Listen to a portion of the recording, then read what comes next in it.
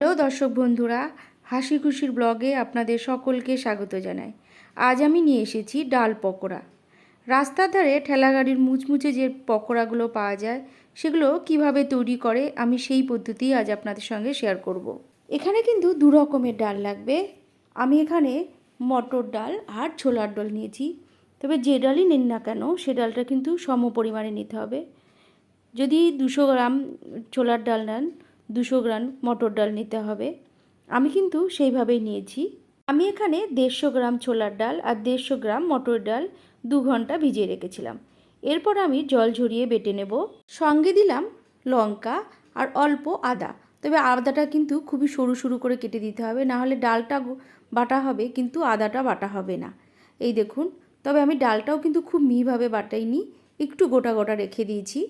এবার ডালের সঙ্গে মেশাচ্ছি হাফ চামচ নুন, হাফ চামচের কম হলুদ, হাফ চামচ লঙ্কার গুঁড়ো, অল্প হিং, হাফ চামচ চিনি।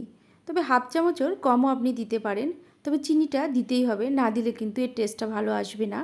এবার সব কটা একসঙ্গে ভালো করে আমি ডালটাকে ফেটিয়ে নিচ্ছি। ডাল যেহেতু আমি মিক্সার গ্রাইন্ডারে বেটেছি তাই কিছুটা ফেটানোই ছিল। এবার আমি গ্যাসের উপর একটা কড়াই বসিয়ে পরিমাণ মতো তেল দিয়ে ভেজে নেব। আমি এখানে রাইস ব্র্যান অয়েল দিয়ে ভাজছি, আপনারা যে কোনো তেলেই ভাজতে পারেন। এবার পরিমাণ মতো তেল দিয়ে তেলটা গরম হলে গ্যাসের আঁচটা একদম কমিয়ে দিয়ে তবেই কিন্তু এভাবে ছোট ছোট করে ছাড়তে হবে। এই দেখুন, গ্যাসের আঁচ বাড়িয়ে দিলে কিন্তু সঙ্গে সঙ্গে পুড়ে যাবে, ওদিকে ভেতরে সেদ্ধ হবে না, মুচমুচে ব্যাপারটাও আসবে না। সবটা দেওয়ার পরে তবেই আমি গ্যাসের আঁচটা সামান্য বাড়িয়ে দেব। এই দেখুন, তবে কয়েক মিনিট হলে তবেই কিন্তু আমি উল্টাবো। যদি আমি সঙ্গে সঙ্গে উল্টাতে যাই তবে কিন্তু সবগুলো একসঙ্গে ঘেটে যাবে, একটার সঙ্গে একটা লেগে যাবে। এই দেখুন, ঠিক এইভাবে ভাজতে হবে। এটা আমার ভাজা হয়ে গেছে, আবারও আমি দিয়ে দিচ্ছি। এভাবে আমি সব বড়াগুলোই ভেজে নেব।